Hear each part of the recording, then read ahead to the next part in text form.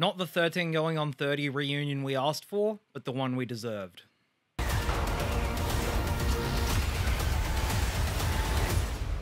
You were the best part all along. The Adam Project is the latest original collaboration between director Shawn Levy and Ryan Reynolds, and it is their follow-up from Free Guy, which is a film that I feel like I stand alone at this point in defending. I really enjoyed that film despite the complete and utter hypocrisy in its message, but The Adam Project is another film that is not based on any IP and it's a blockbuster, so it's rare in that regard, but does it live up to the promise of that? Ryan Reynolds and young Walker Scobell play versions of the same character named Adam. Adam in the future, Reynolds, he's a fighter pilot and he crash lands back in the year 22 in an effort to save the world and stop time travel from messing up everything in the space-time continuum and whatever sci-fi jargon words you want to throw out there. It's an excuse for Ryan Reynolds to be hanging out with his younger self, and don't get me wrong, they get a lot of good mileage out of that premise because Walker Scobell is a really great casting choice for this character. I mean, yeah, he is kind of doing the same thing as Ryan Reynolds, just lots of sarcastic quips and stuff, but like he looks the part and he gave a pretty like genuine and heartfelt performance, so I'm keen to see more from this kid. He was a great choice.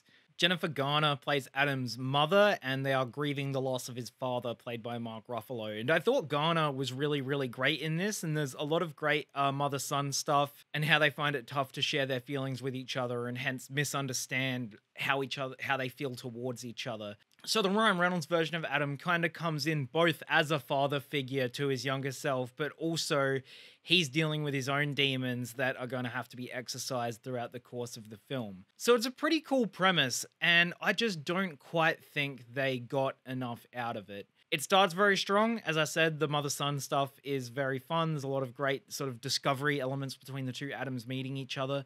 But as we go on, it just kind of devolves into a really indistinguishable CGI blob of sameness that we've seen a million times before, done better in movies like this. The best comparison I could cite here is sort of like the Steven Spielberg, Amblin type adventure films where they're really trying to create like a sense of wonder and exploring growing up. And the dramatic side of things, I actually think it hits better than the action side of things. It's a really heartfelt movie. There are some actually kind of powerful scenes between both Adams and their family members and various other characters they meet going backwards and forwards in time. But on an action and actual narrative level, I just found this to be very boring. It's just full of iconography we've seen a million times, generic weapons, generic faceless bad guys that they're fighting.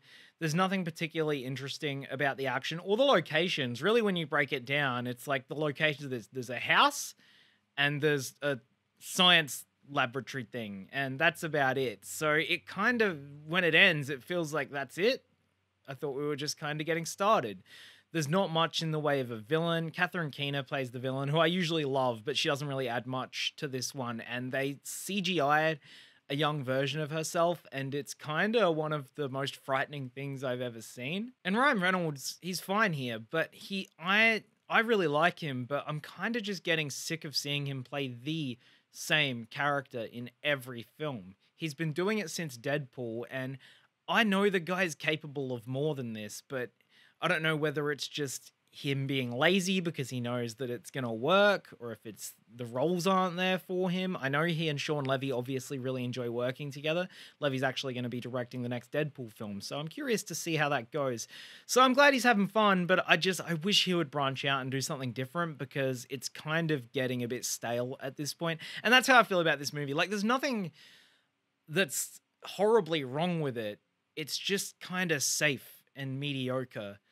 And I'm kind of at the point where I'd rather see an ambitious misfire than a safe movie that's fine and well done, but we've seen it a million times before. So I'm going to give The Adam Project a 5 out of 10, and it kind of reminded me of why I had given up on watching streaming action movies because, you know, save for a few exceptions every now and then, they're just not that much fun. And maybe if I'd seen it in a theater, it would have been a lot more fun.